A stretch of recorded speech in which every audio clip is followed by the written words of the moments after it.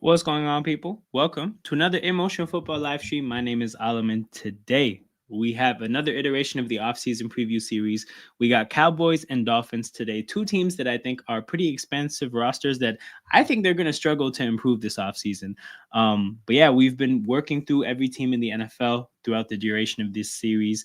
And we've been categorizing every team into different, I guess, groups based on their situation. And this one's going to be interesting. We've been going through a lot of teams that I think should have some optimism heading into the offseason. These are teams that I just think they're going to have a difficult time getting better based on the roster, based on the cap situation. So shout out to the 4 people watching live right now. Make sure you guys hit the like button and subscribe to the channel. Anybody watching this on replay after the fact, you have the same opportunity to support what's going on at Emotion Football. We're going to get right into it, people. So we will start with the Miami Dolphins. That should be above. Yes, that's how the alphabet works. So we got the Dolphins here. Okay, we're gonna start with the money. Where is Miami? Miami is 1, 2, 3, 4, 5. The fifth highest team in the NFL in terms of guaranteed money left on their contracts.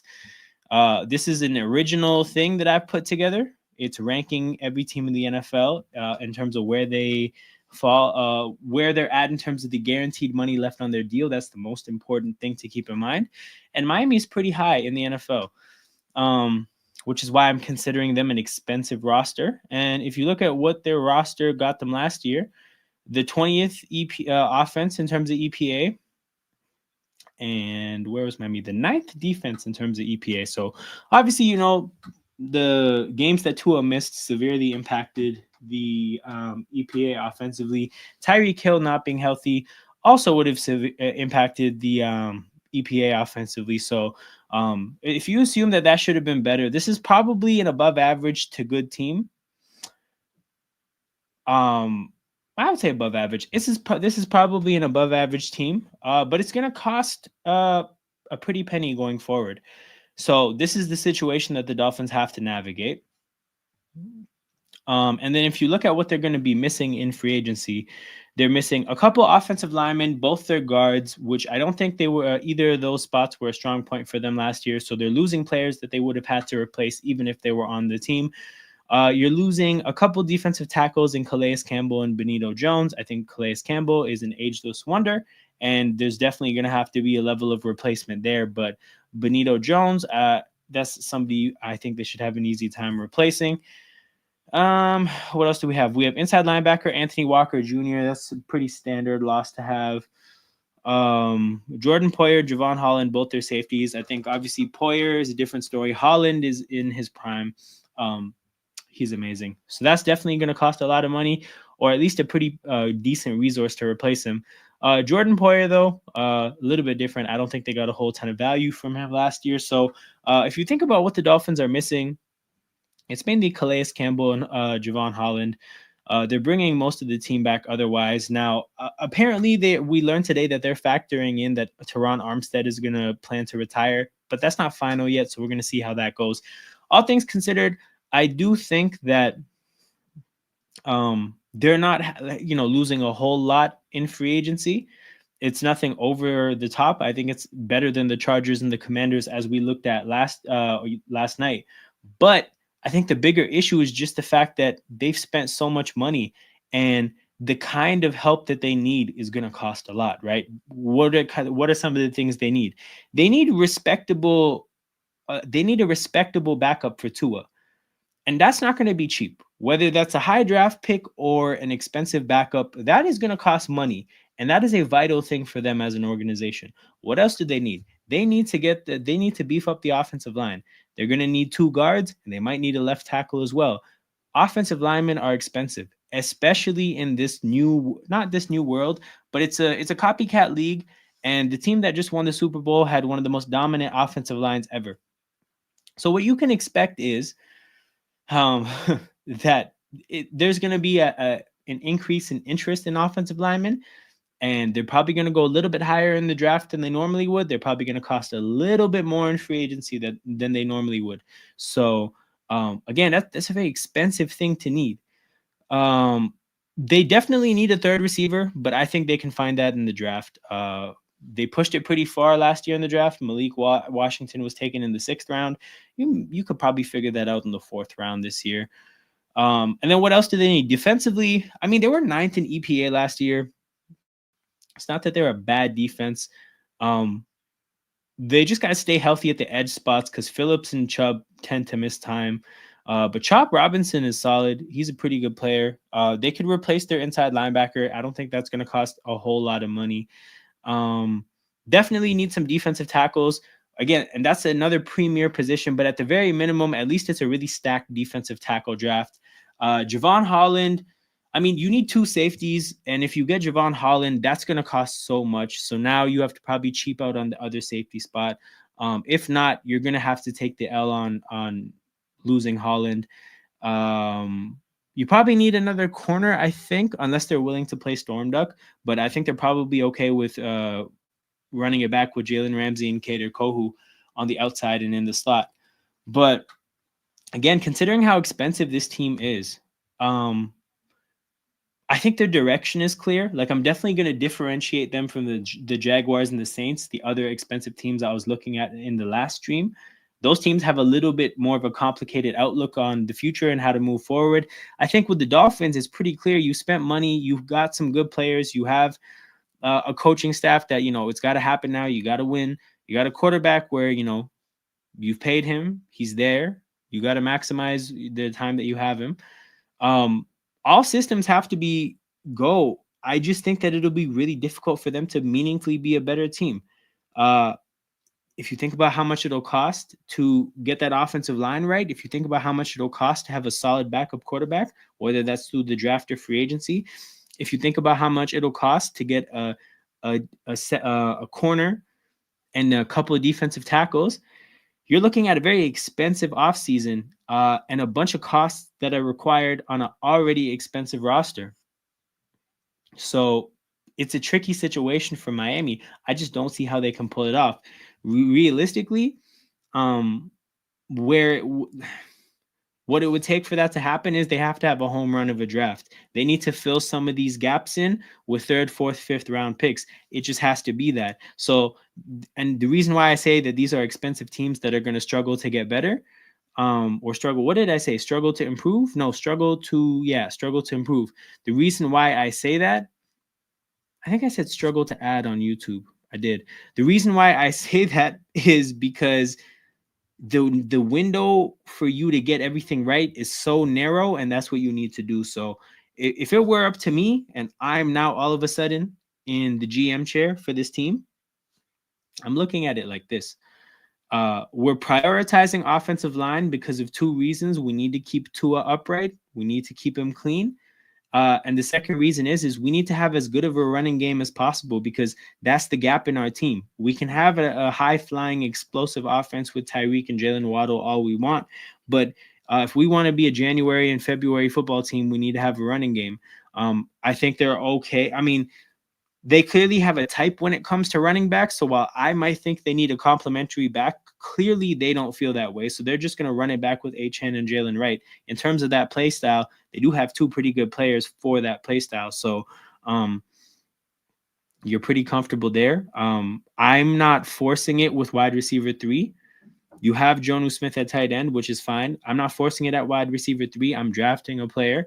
All the money that gets spent on the offensive side of the ball, it's at back. You know what? I'm not even signing a backup quarterback. To be honest, I'm drafting one surprisingly high.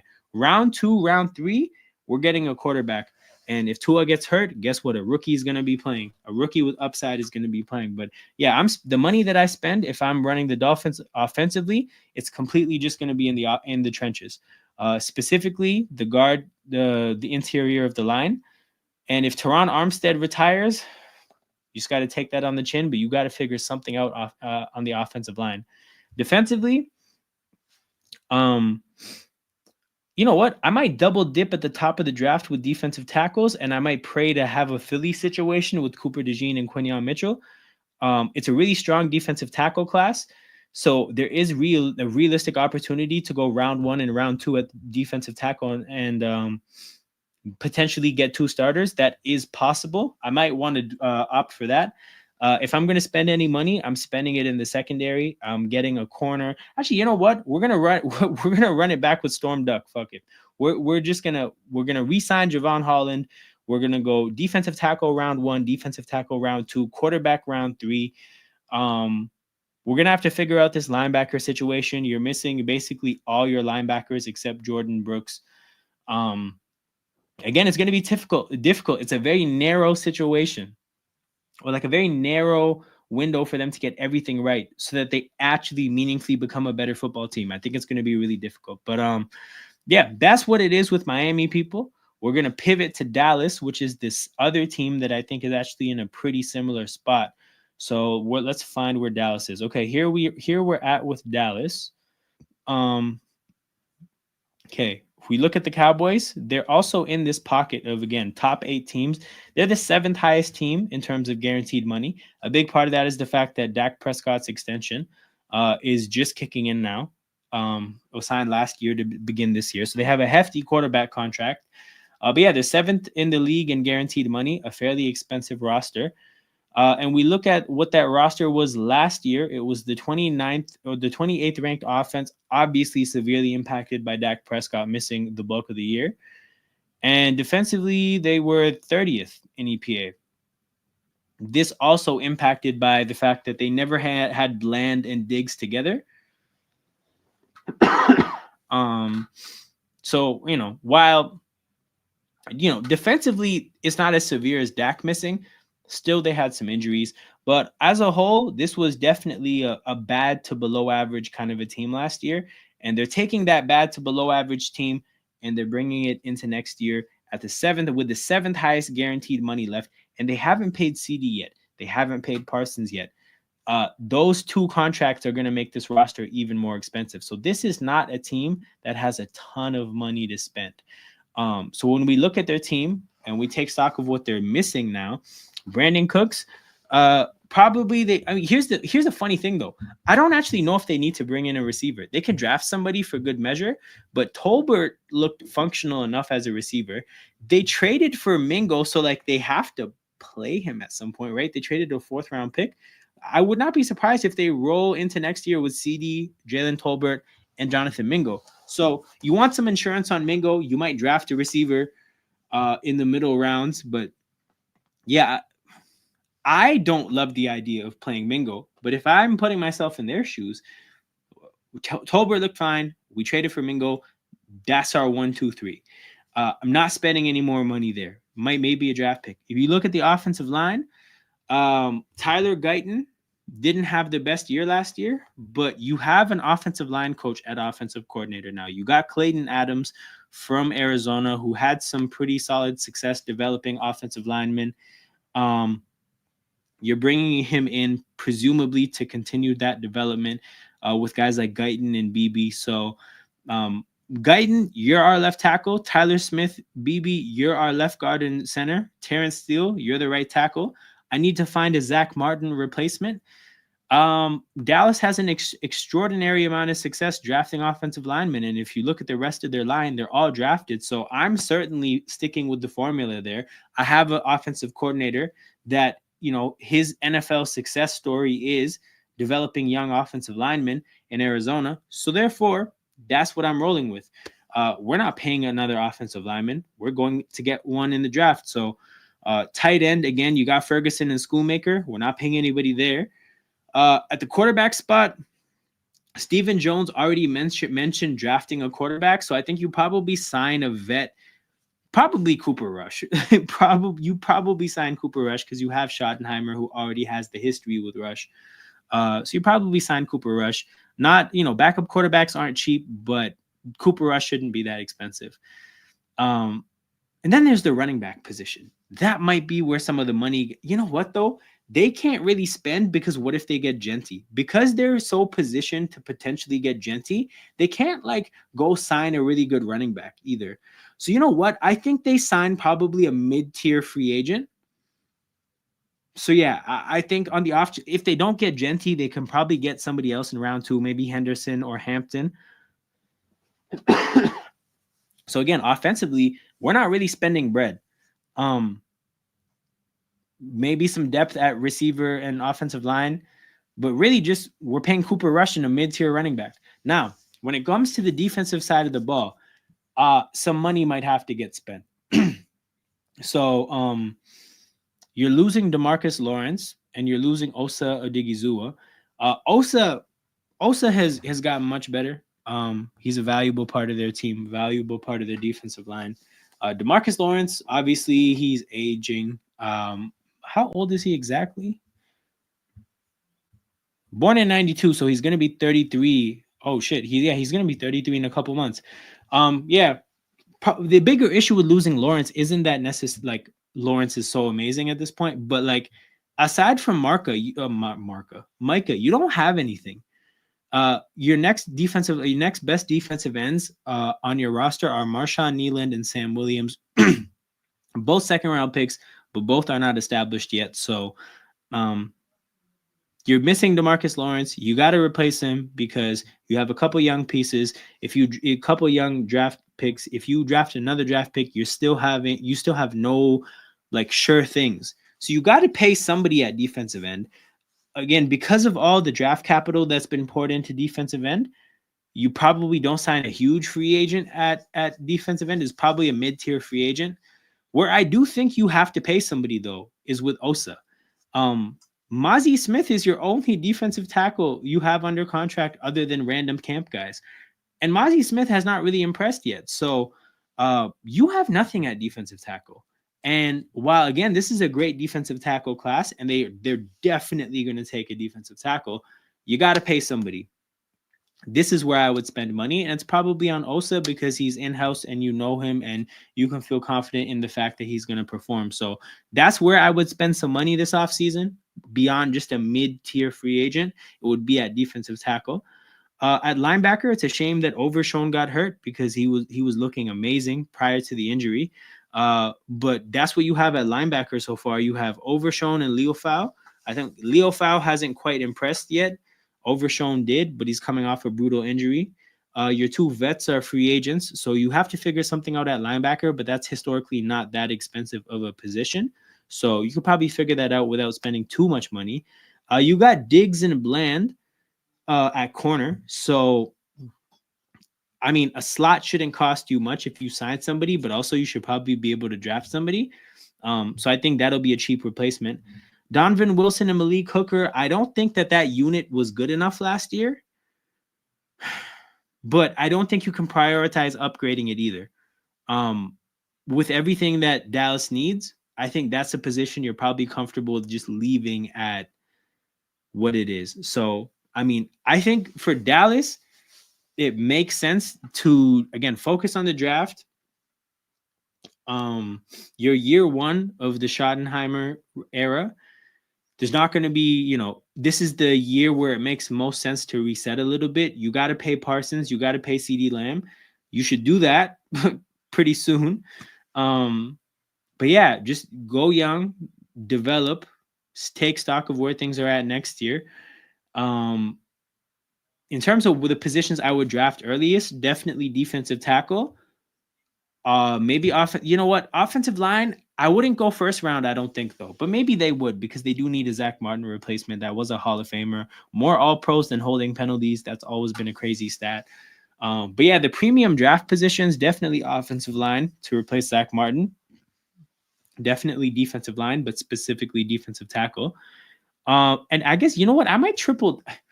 First 3 picks, I might go defensive line twice and offensive line once. This might have to be a trenches draft. But yeah, financially, I'm not spending a ton of money with the amount of guaranteed money that's on the books, with the needs to pay Parsons and Lamb. Yeah, we're not spending a ton of money. Osa and mid-tier free agents. That's it. But in terms of what Dallas would have to do to legitimately get better, they'd have to successfully replace Zach Martin, develop Tyler Guyton, probably add another receiver, get a good running back, like somebody you can bank on, get 2 defensive tackles and an edge rusher.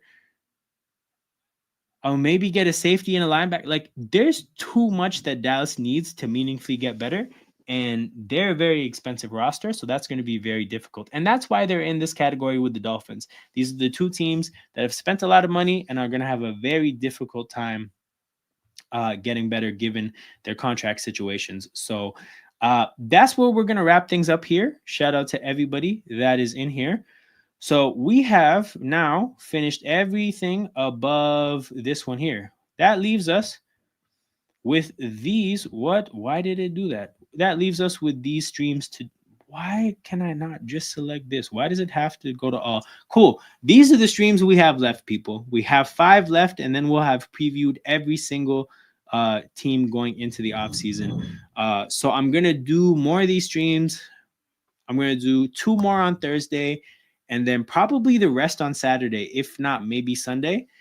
But yeah, we're gonna be done this weekend. Next week we can get into maybe some preview prediction streams. That'll be fun.